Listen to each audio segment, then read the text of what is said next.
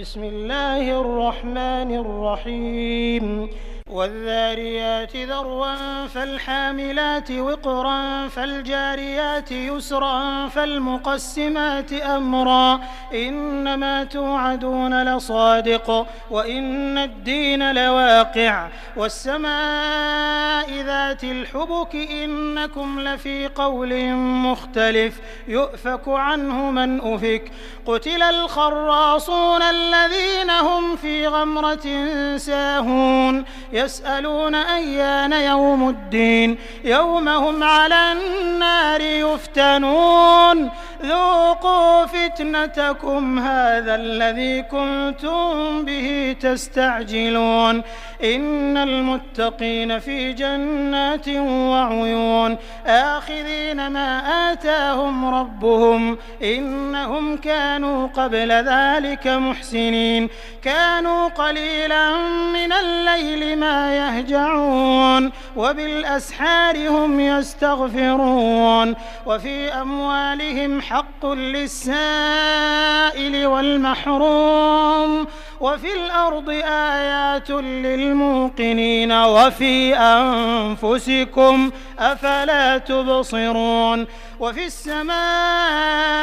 رزقكم وما توعدون فورب السماء والأرض إنه لحق مثل ما أنكم تنطقون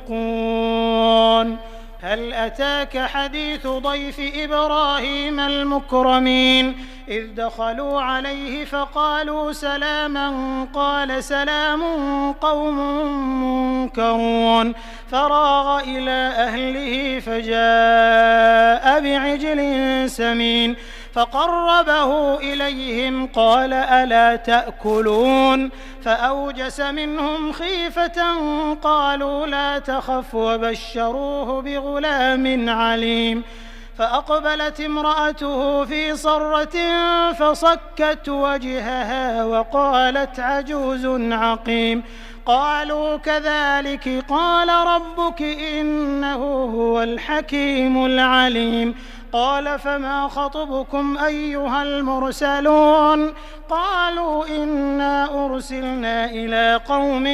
مجرمين لنرسل عليهم حجارة من طين مسومة عند ربك للمسرفين فأخرجنا من كان فيها من المؤمنين فما وجدنا فيها غير بيت من المسلمين وتركنا فيها آية للذين يخافون العذاب الأليم وفي موسى إذ أرسلناه إلى فرعون بسلطان مبين فتولى بركنه وقال ساحر أو مجنون فأخذناه وجنوده فنبذناهم في اليم وهو مليم وفي عاد إذ أرسلنا عليهم الريح العقيم ما تذر من شيء أتت عليه إلا جعلته كالرميم وفي ثمود إذ قيل لهم تمتعوا حتى حين فعتوا عن أمر ربهم فأخذتهم الصاعقة وهم ينظرون فما استطاعوا من قيام وما كانوا منتصرين وقوم نوح من قبل إنهم كانوا قوما فاسقين والسماء بنيناها بأيد وإنا لموسعون والأرض فرشناها فنعم الماهدون ومن كل شيء خلقنا زوجين لعلكم تذكرون ففروا إلى الله إني لكم منه نذير مبين ولا تجعلوا مع الله إلها آخر إني لكم منه نذير مبين كذلك ما أتى الذين من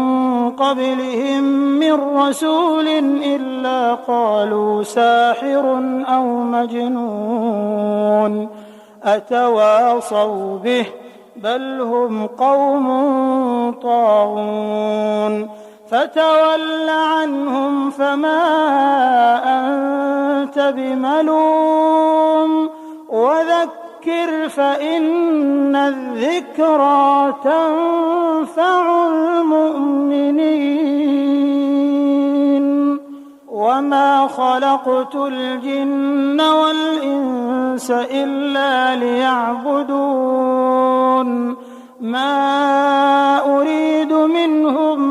من رزق وما أريد أن يطعمون إن الله هو الرزاق ذو القوة المتين فإن للذين ظلموا ذنوبا مثل ذنوب أصحابهم فلا يستعجلون فويل للذين كفروا من يومهم الذي يوعدون